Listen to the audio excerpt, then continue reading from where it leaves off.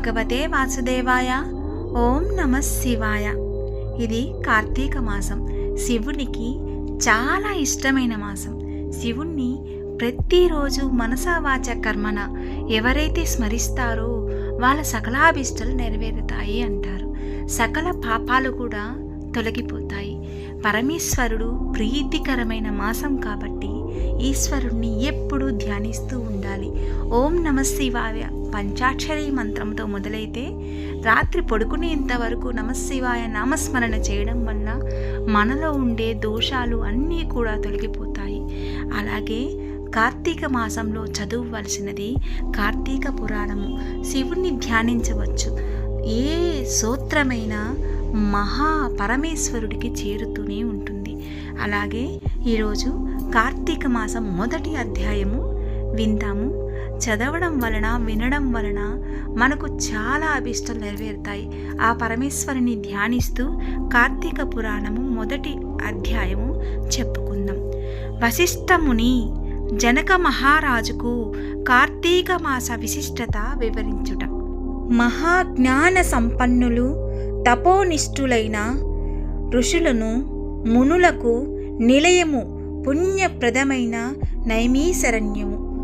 భారతదేశం నందున్న ఈ నైమిషారణ్యము రకరకములైన పళ్ళు, కాయలు, పువ్వులు నిండియున్న వృక్షాలు, చెట్లు, లతలతో అలంకారమవుతూ ఉంటుంది. ఆ అరణ్యంతో నివసించే చిలకలు, గోరువంకలు, చక్రవాకములు, హంసలు, మయూరాలు వాటి విశ్వాసాలను మనస్సుకి ఎంతో ఆహ్లాదాన్ని కలిగిస్తుంటాయి. దానికి తోడు సహజ వైరం కలిగిన పశు పక్షాది మృగాలు కూడా తమ సహజమైన వైరాన్ని వదిలిపెట్టి పరస్పరం స్నేహధారలతో కలిసిమెలిసి తిరుగుదాడుతూ ఉంటాయి.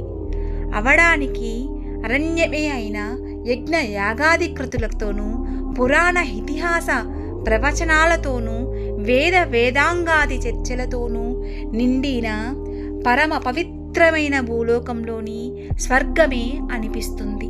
అంతటి మహాన్నతమైన ఋషివాటికలో సుప్రసిద్ధుడైన సూత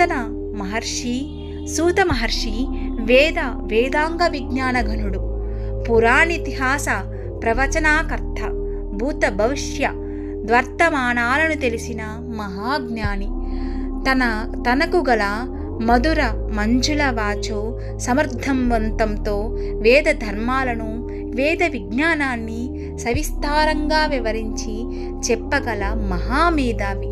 సాక్షాత్తు భగవస్వరూపుడైన ఆ మహనీయుని వలనని నైమిషారణ్యము పరమ పవిత్రమైన సకల విజ్ఞాన క్షేత్రమని మానవ ధర్మ ప్రమోదకమైన ప్రకాశిస్తుంది.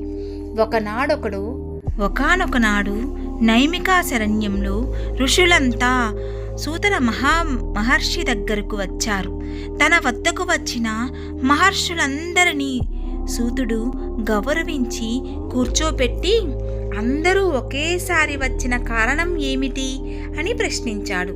వచ్చిన వారిలో ఒకడైన ఋషులందరూ నాయకుడైన శౌనకుడు సూత మహర్షికి నమస్కరించి, మీ కారణంగానే మేమంతా సమస్త వేద విజ్ఞాన సంపన్నులమై, కర్మ ధర్మాచరణ ప్రవక్తకులమై, యజ్ఞ యాగాది జపతపోనిష్ఠులమై వృద్ధి పొందుతున్నాము. మీ చేత కార్తీక మాస మహత్యమును చెప్పించుకుని వినాలని వచ్చాము. కార్తీక మాసము హరిహరాలిద్దరు పరమ పవిత్రమైన ప్రీతికరమైనది.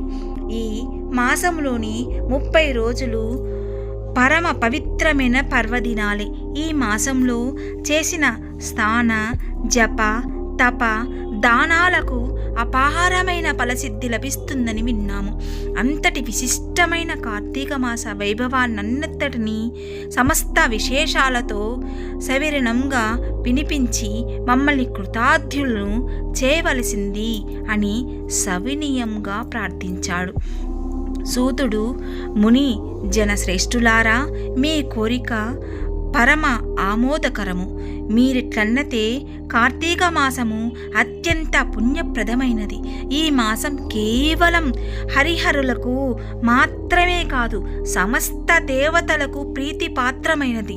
ప్రతి మాసంలో ఏదో ఒక పర్వదినం ఉంటుంది, కానీ కార్తీక మాసంలో నెల రోజులు పర్వదినాలే. ఈ మాసము ధర్మ ఆచరణలకు నియమ నిష్టలకు నిలయము. ఈ కార్తీక మాస మహత్యం విన్నవారికి పుణ్యగతులు లభిస్తాయి. ఈ మాసంలో కర్మ సాక్షి అయిన సూర్య భగవానుడు తులారాశిలో సంచరిస్తూ ఉంటాడు.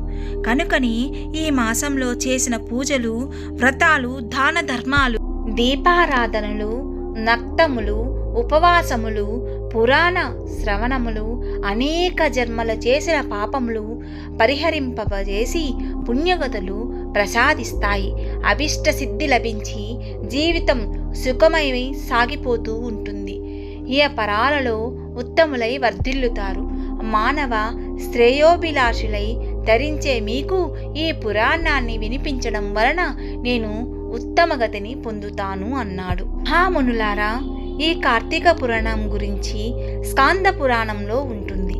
దీనిని మొట్టమొదట పరమేశ్వరుడు పార్వతీదేవికి, శ్రీమన్నారాయణుడికి, శ్రీ మహాలక్ష్మికి, చతుర్ముఖుడు బ్రహ్మదేవుడు, నారద మహర్షికి నారదుడు, వశిష్ఠ మహర్షికి వశిష్ఠుడు, జనక మహారాజుకి వివరంగా చెప్పారు. వశిష్ఠుని దయ వలన ఈ కార్తీక మాస మహత్యాన్ని వినే అదృష్టం నాకు కలిగింది. నేను విన్న ఆ విశిష్టతమైన పురాణాన్ని మీకు కూడా వినిపిస్తాను. సావధానములై విని తరించండి. ఒకనాటి పవిత్ర దినాన వశిష్ఠ మహర్షి మిథిలా నగరానికి వచ్చి జనక మహారాజు దగ్గరికి వెళ్ళాడు. రాజర్షి అయిన జనకుడు వశిష్ఠ మహర్షి సగౌరవంగా సముచిత మర్యాదలు చేసి మీ రాకకు కారణమేమిటి అని అడిగాడు. అందుకు వశిష్ఠుడు, జనక మహారాజా, నేను సిద్ధాశ్రమం యాగం చేయాలని సంకల్పించి యాగానికి నీ సహాయం అడుగుదామని వచ్చాను అన్నాడు. దానికి జనకుడు, మహర్షి, మీ యాగానికి కావలసిన ధనాన్ని, అనేక విధములైన సంభరములను అన్నిటినీ మీ కోరిక అనుసరించి మీకు సమర్పిస్తాను. నాకు నా సంపదలకు ఇంతకంటే గొప్ప ప్రయోజనం ఏముంది అంటూ వినయంగా అంగీకరించాడు. మునిరాజా, మునిజన శ్రేష్ఠుడైన ఓ వశిష్ఠ మహర్షి, నాకు చాలా కాలం నుండి ధర్మార్థ కామ మోక్ష ప్రదాయకమైన సర్వ పాపహరమైన కార్తీక మాస మహత్యాన్ని వినాలని కోరిక. కనుక నా యందనుగ్రహించి కార్తీక పురాణాన్ని వినిపించి నన్ను కృతార్థుణ్ణి చేయమని ప్రార్థించాడు. విశ్వ శ్రేయస్సును కోరుకునే వాళ్ళకి, భక్తి గల వారికి ఈ విధమైన కోరికలు కలుగుతుండడం సహజమే. కార్తీక మాసం 30 రోజుల పుణ్యప్రదములైన ఈ మాసం చేసే జప తపాలకి, స్నాన దానాలకి, వ్రతాలకి అనంతమైన ఫలితం కలుగుతుంది. కానీ ఈ మాసం ఆచరించవలసిన విధి విధాలు గురించి, ఈ మాస మహత్యాన్ని గురించి స్కాంద పురాణలో 2 వివరంగా చెప్పాయి. ఈ కార్తీక మాసం సూర్యోదయ కాలానికి ముందుగానే స్నానం చేసి పరమ పుణ్యప్రదం. ఈ మాసంలో గంగానది సమస్త నదీ జలాలలోనూ, కాలువలు, చెరువులు మొదలైన జలాశయాలన్నిటిలోనూ అంతర్లీనంగా ప్రవహిస్తూ ఉంటుంది. స్నానంతో పవిత్రులమై పుణ్యప్రదమైన శరీరంతో చేసే దాన ధర్మాలు అనంతమైన ఫలితాన్ని ఇస్తాయి. ఈ మాసంలో చేసే పితృకార్యాలు, పితృకర్మలు 7 తరాలు పరమ పవిత్రగతులకు కలిగిస్తాయి. ఈ కార్తీక స్నాన వ్రతాదులను ఆచరించడానికి స్త్రీలు, పరమ పురుషులు, బాలురు, యువకులు, వాద్యాఖ్యాయులు తేడాలేవి ఉండవు. ఏ వయసు వారైనా, ఏ జాతి వారైనా, ఎవరైనా కూడా స్నాన దాన జప తపాతులను చేసి ధరించే ప్రయత్నం చేయవచ్చు. జనక మహారాజా, ఈ కార్తీక మాసానికి అధిపతి దామోదరుడు కనుక దామోదరుని పూజ, కేదారేశ్వర వ్రతమును కార్తీక మాసంలో ఆచరించడం వలన శివకేశవులిద్దరి అనుగ్రహం అపారంగా లభిస్తుంది.